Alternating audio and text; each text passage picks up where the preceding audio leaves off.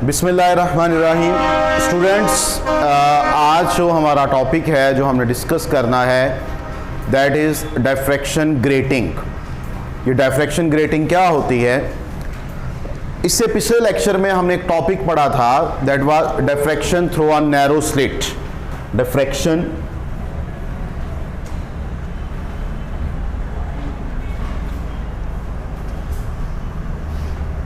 Through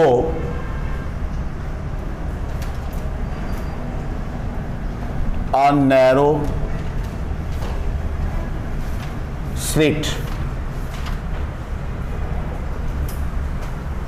एक slit में से जो डिफ्रैक्शन का फिनोमिना होता है उसके बारे में हमने स्टडी किया और जो हमारा रिलेशन आया था that was d sine theta is equal to lambda.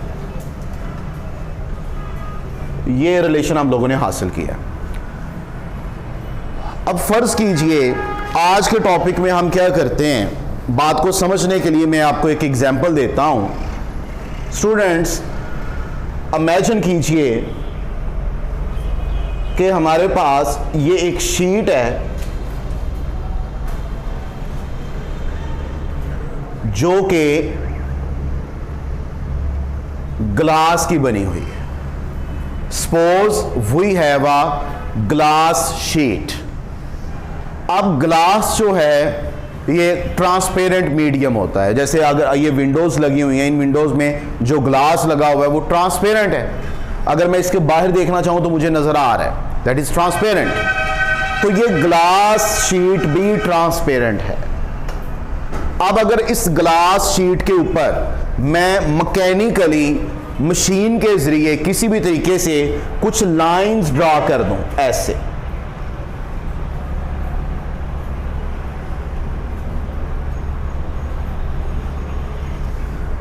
these lines should be very close and equidistant parallel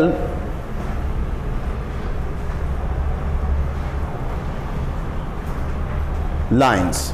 ये लाइंस एक दूसरे के बहुत क्लोज होनी चाहिए और इन लाइंस का जो डिस्टेंस है वो क्या होना चाहिए, इक्वल होना चाहिए, और ये एक दूसरे के क्या होनी चाहिए, पैरेलल होनी चाहिए। मतलब टू लाइंस ये ड्रा की, ये थर्ड लाइन है, ये 4 है, ये 5 है। इस तरह आप लाइंस ड्रा करते हैं। मैंने तो इनके दरमियान स्पेस रखी है ना बात को समझाने के लिए, but space should be very very very small. अभी आपको आइडिया हो जाएगा कितनी कम स्पेस होगी। तो गौर कीजिए, अगर मेरे पास एक ये ग्लास शीट है, ये ट्रांसपेरेंट है,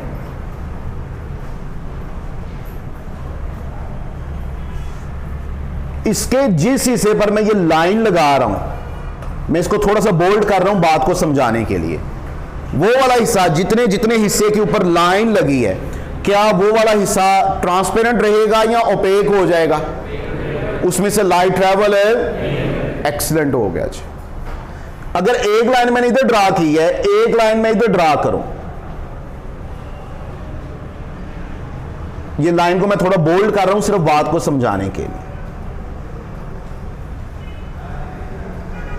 तो ये जो दोनों बड़ी क्लोज लाइंस मैंने ड्रा की हैं, इनके दरमियान आपको एक स्पेस नजर आ रही है। उस स्पेस को मैं हाईलाइट करने के लिए ये वाली जो स्पेस है मैं रेड कलर यूज कर लेता हूं, अदरवाइज वो ट्रांसपेरेंट ही, आप ये समझेंगे जी। ये स्पेस नजर आ रही है बेटा, ये क्या थी, ट्रांसपेरेंट। ये क्या थी, क्योंकि ये ग्लास शीट है।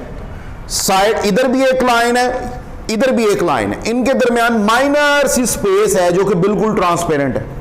तो जब लाइट उसमें से गुजरेगी, उस स्पेस में से, तो गुजरने के बाद क्या करेगी, इन दोनों लाइंस के अराउंड क्या कर जाएगी, स्प्रेड कर जाएगी, बेंड कर जाएगी। तो कौन सा फिनोमिना होगा, शाबाश, कौन सा फिनोमिना होगा, फिर से बोलिए, फिर से बोलिए, डिफ्रैक्शन का फिनोमिना होगा। तो फिर मैं कह सकता हूं कि हमने इस ग्लास शीट के ऊपर ये क्या चीज बनाई है, हमने स्लिट बनाई है। बेटे क्या बनाई है, स्लिट बनाई है।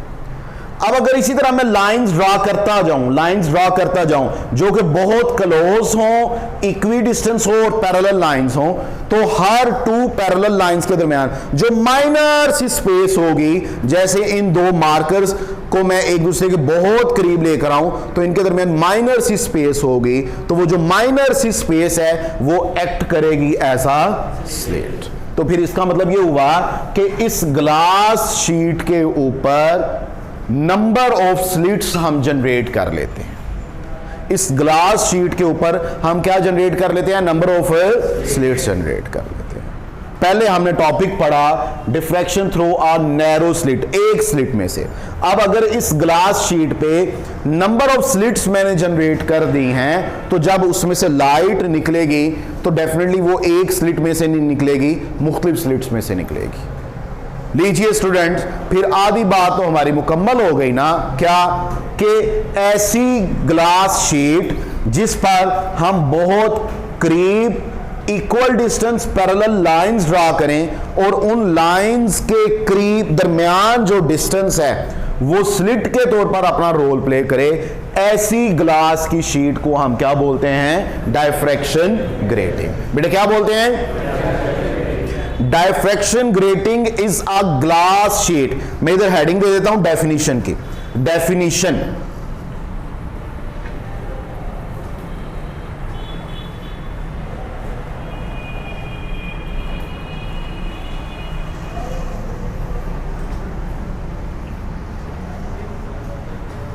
what is diffraction grating? Diffraction grating is a glass sheet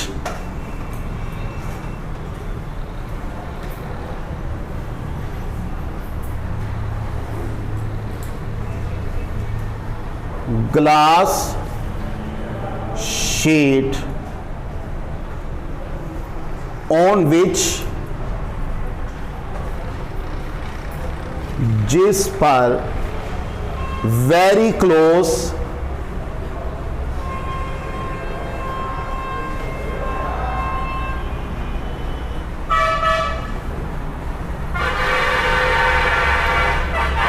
equidistance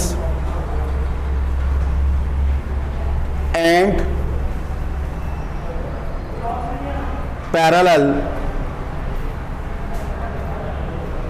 lines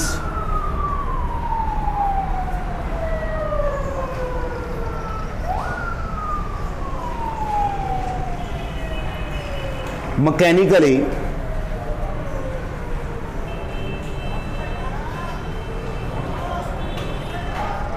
drawn is known as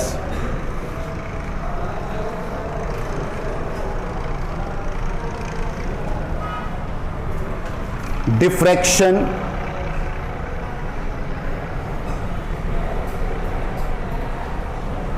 grating।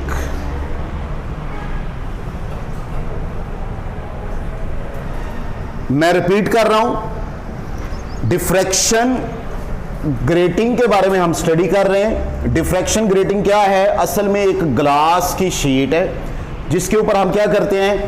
Very close equi distance and parallel lines mechanically draw कर देते हैं। इस ऑप्टिकल डिवाइस को या इस ग्लास शीट को हम क्या बोलते हैं? डिफ्रैक्शन ग्रेटिंग बोलते हैं। Is that clear? किसी बच्चे को मसला तो नहीं है समझने में? ठीक हो गया। अच्छा जी, नॉर्मली ये इतनी क्लोज होती हैं कि अगर मेरे पास ये एक शीट है, इसकी जो लेंथ होगी, अगर मैं इसको कैपिटल एल कह दूं, अगर इसकी लेंथ को मैं कैपिटल एल कह दूं और जो नंबर ऑफ लाइंस ड्रा की हैं उसको आप कैपिटल एन कह दें, शीट की लेंथ को कैपिटल एल कह दें और जो लाइंस ड्रा की हैं उनको आप कैपिटल एन से रिप्रेजेंट कर दें, तो नॉर्मली इस लेंथ 1 सेंटीमीटर लेंथ में, 1 सेंटीमीटर लेंथ में, जस्ट 1 सेंटीमीटर में 400 से लेकर 5000 तक जो है वो लाइंस होती, 1 सेंटीमीटर लेंथ में। 1 सेंटीमीटर कितना होता है? तकरीबन इतनी सी वैल्यू ऑलमोस्ट 1 सेंटीमीटर होती है तकरीबन।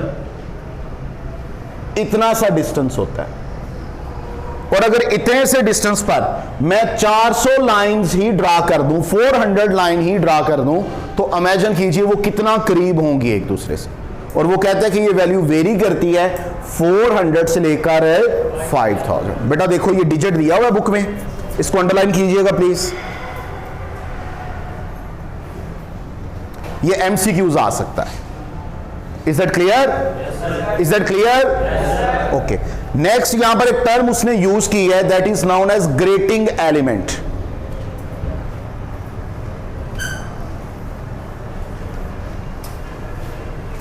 Grating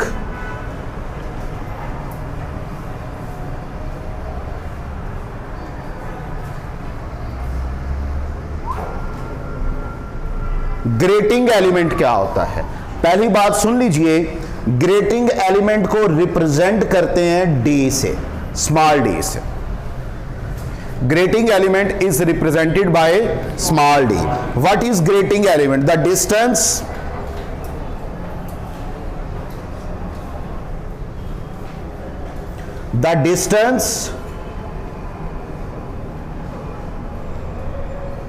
between two consecutive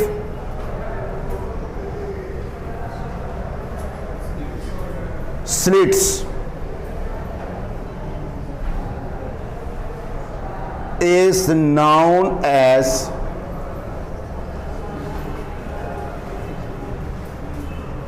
grating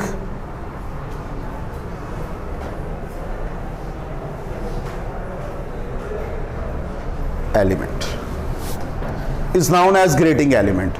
के इस शीट में नंबर ऑफ स्लिट्स बनी हुई हैं, कोई दो स्लिट्स के दरमियान जो डिस्टेंस होगा, that distance is known as grating element. और बेटा किससे रिप्रेजेंट करते हैं इसको? डी से रिप्रेजेंट। और ये थ्रू आउट सेम रहेगा। क्यों सेम रहेगा? क्योंकि ये जो लाइंस हैं ये वेरी क्लोज है और इक्वी डिस्टेंस है। हर दो लाइंस के दरमियान distance through out the sheet same रहेगा। लिहाजा कोई दो स्लिट्स के दरमियान जो आप डिस्टेंस कैलकुलेट करेंगे, पूरी शीट में कोई भी दो स्लिट्स ले लेंगे, उनके दरमियान डिस्टेंस सेम रहेगा। इस डिस्टेंस को कैलकुलेट कैसे करना है, ये न्यूमेरिकल में भी यूज होता है स्टूडेंट्स, और ये एमसीक्यूज भी आ सकता है। How we can calculate d? How?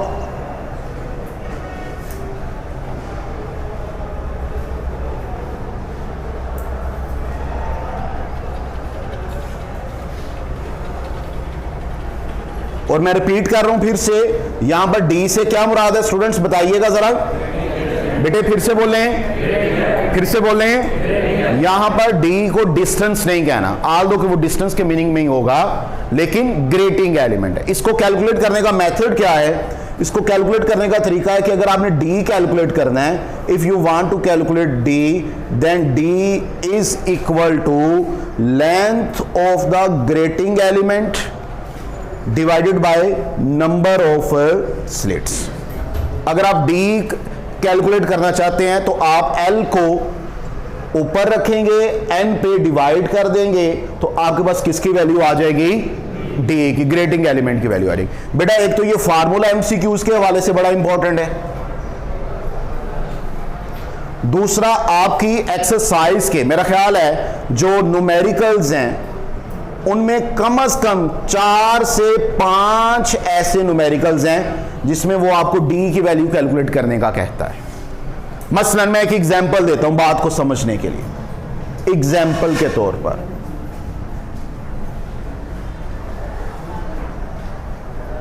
फर्ज कीजिए, suppose we have the fraction grating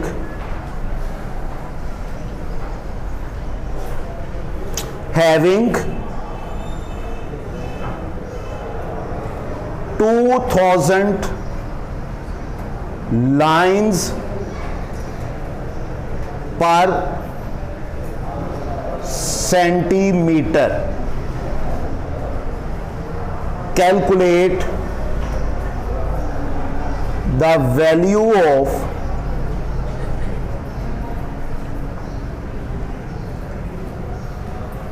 grating element.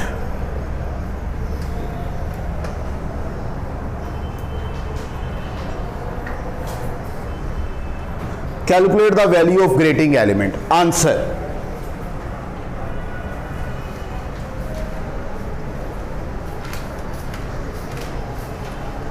Ji please देखिएगा, हमें डिफ्रैक्शन ग्रेटिंग दी गई है, इधर डिफ्रैक्शन ग्रेटिंग लिखना था।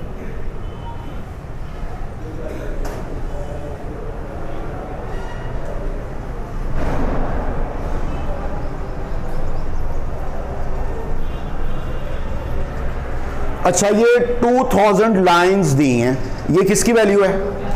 दिस इज कैपिटल एन पर सेंटीमीटर। जी ये किसकी वैल्यू है? एल की। तो कैपिटल एन है हमारे पास 2000 और कैपिटल एल है 1 centimetre. Point to be noted, ये लेंथ है और लेंथ का एसआई यूनिट क्या होता है? सेंटीमीटर या मीटर? तो इसको सबसे पहले हम मीटर में कन्वर्ट करेंगे। तो सेंटी जो प्रीफिक्स है इसकी जगह पर -2 आ जाएगा, मीटर एज इट इज आ जाएगा।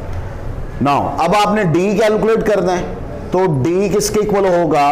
एल ओवर एन के, and d would be equal to, जी एल की वैल्यू क्या है? 1 × 10⁻², और ये कितना है? तो यहां से जो भी वैल्यू आएगी वो हम उसको यूज कर लेंगे। Is that clear? कोई मसला? इसका यूनिट क्या आएगा? कोई बच्चा बता सकता है? यूनिट क्या आएगा? मीटर। एक्सीलेंट बेटा, यूनिट मीटर आएगा। क्यों सर? देखो लेंथ का यूनिट क्या होता है? मीटर, और नीचे सिर्फ नंबर है तो इट हैज नो, इसका कोई यूनिट नहीं होगा। 2000, 3000, 5000 एक नंबर है, तो डी का वही यूनिट होगा जो लेंथ का यूनिट है। तो बाज दफा एमसीक्यूज आ जाता है, बच्चे कंफ्यूज हो जाते हैं। डायमेंशंस ऑफ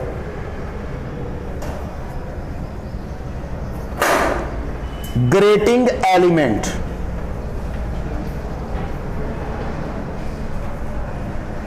ग्रेटिंग एलिमेंट की डायमेंशंस बताइए। तो ग्रेटिंग एलिमेंट को किससे रिप्रेजेंट करते हैं? डी से, और इसकी डायमेंशंस क्या होंगी? कैपिटल एल होंगी, क्योंकि इसका यूनिट मीटर है और डायमेंशन कैपिटल एल। बेटा ये एमसीक्यू आ जाता है और बच्चे अच्छे भले स्टूडेंट्स जो हैं वो इसमें कंफ्यूज हो जाते हैं कि यार इसकी डायमेंशंस क्या होंगी। तो बड़ा सिंपल है, उसका यूनिट मीटर है तो उसकी डायमेंशन कैपिटल एल ही होगी। Is that clear? चले आइए अब कैलकुलेशन करते हैं।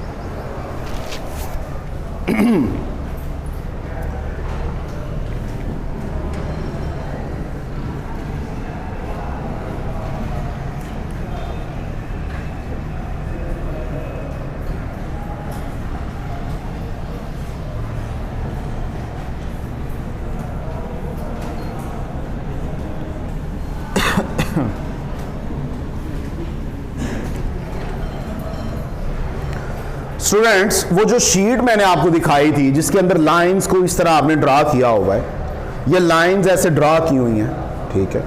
अगर इस शीट को मैं इस तरह रखने के बजाय ऐसे रख दूं या इस तरह रख दूं तो इसका कुछ इस तरह का व्यू आएगा।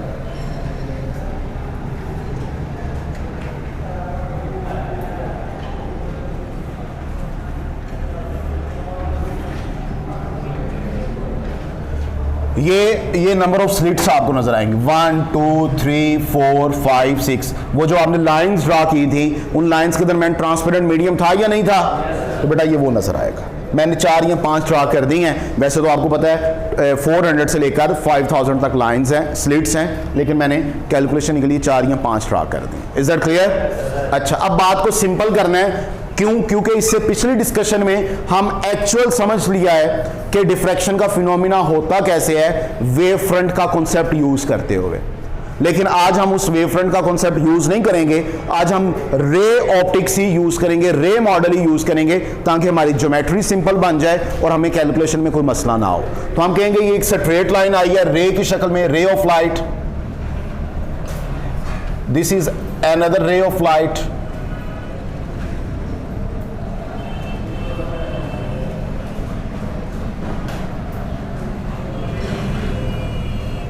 अब ये रे ऑफ लाइट जो है, you know very well, diffraction का फिनोमिना होना है जब इस स्लिट में से गुजरेगी तो गुजरने के बाद ऐसे बेंड कर जाएगी। फिर से वही बात, सर नीचे ही की तरफ बेंड करनी है, क्या ऊपर की तरफ नहीं बेंड कर सकती? तो कल मैंने इसका आंसर क्या बताया था कि क्या करती है, वो ऊपर की तरफ भी बेंड कर सकती है, लेकिन हम नीचे स्पॉट ले रहे हैं तो इसलिए हमने सारी रेस को जो है वो नीचे की तरफ ड्रा कर दिया। Is that clear? इसके आगे स्टूडेंट्स हम लोगों ने क्या किया,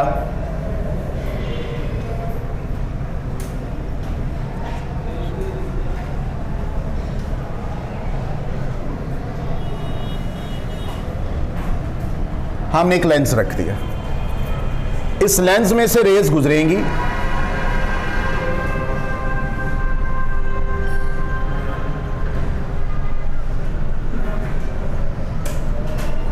और गुजरने के बाद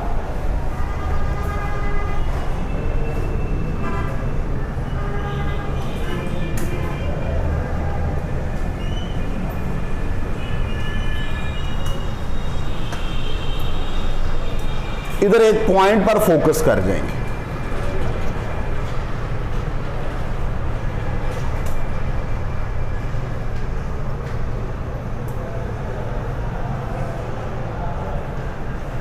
हमने ये कन्वेक्स लेंस जो यूज किया है वो उसको एक पॉइंट पर फोकस कर देगा। इधर ये जो गैप में मैं नहीं बना रहा, इसका ये मतलब नहीं है कि इसमें से नहीं गुजर रही, इसमें से डेफिनेटली गुजर ही के वो बनाएंगी, लेकिन आपकी बुक वाले ने इसको पेंट सा कर दी इसलिए मैंने उसको नहीं बनाया। तो ये पी पॉइंट पर जो है ये रेज इकट्ठी होंगी।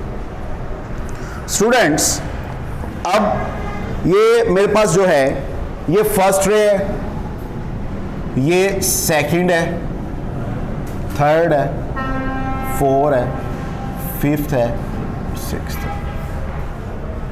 इस फर्स्ट रे को अगर मैं रेफरेंस मानूं, ये रेज ऐसे ट्रेवल कर रही है, एरो भी लगा दीजिए ताकि रेज की डायरेक्शन का आइडिया हो जाए।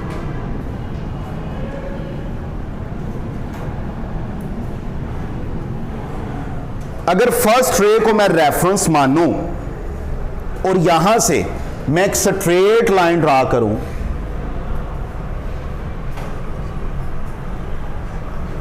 तो इस तरीका की मदद से मेरे पास हर रे का रे 1 के हिसाब से जो पाथ डिफरेंस है उसकी वैल्यू आ जाएगी।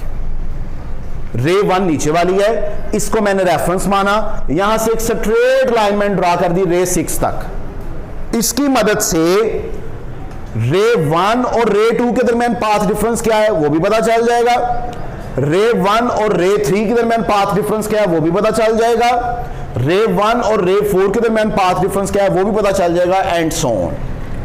कैलकुलेशन ये बताती हैं कि रे 1 और रे 2 के दरमियान अगर पाथ डिफरेंस लैम्डा है, अगर पाथ डिफरेंस क्या है, लैम्डा है, तो हमारे पास जो इक्वेशन बनेगी that would be D sine theta is equal to lambda.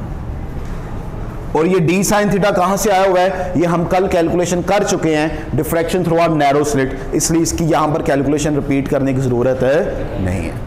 अगर रे 1 ही को रेफरेंस मानूं, रे 1 और रे 3 के दरमियान जो पाथ का डिफरेंस है वो 2 लैम्डा है,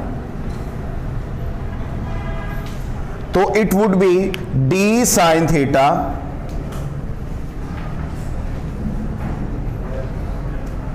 हर दो कंसेक्यूटिव रेस के दरमियान, हर दो कंसेक्यूटिव रेस के दरमियान जो पाथ डिफरेंस है वो लैम्डा है।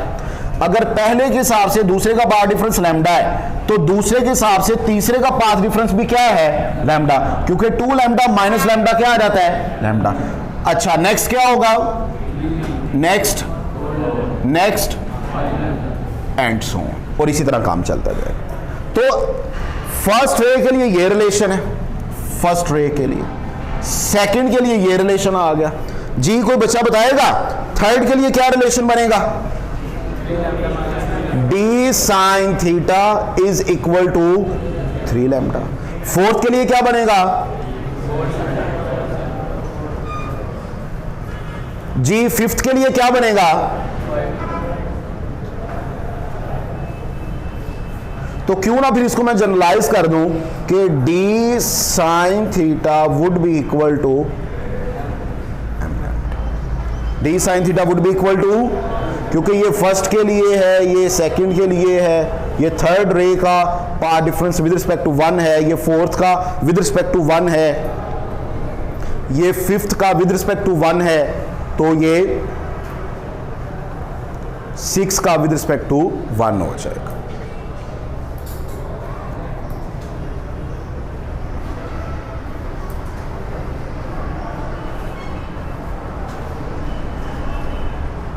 जी समझ आ गई बात की? तो ये हमारे पास जो है ये एक जनरल फॉर्म में रिलेशन बन गया। इसकी नंबरिंग की ज़रा करेक्शन कर लीजिए, वैसे नंबरिंग की ज़रूरत तो नहीं है लेकिन चलें। तो ये आपके पास एक जनरल फॉर्म में रिलेशन आ गया। This is the relation of diffraction grating. ठीक है, देखिए बुक में दिया हुआ है। चलें जी, थैंक यू सो मच। आज का लेक्चर इतना ही था। इसको ऑफ कर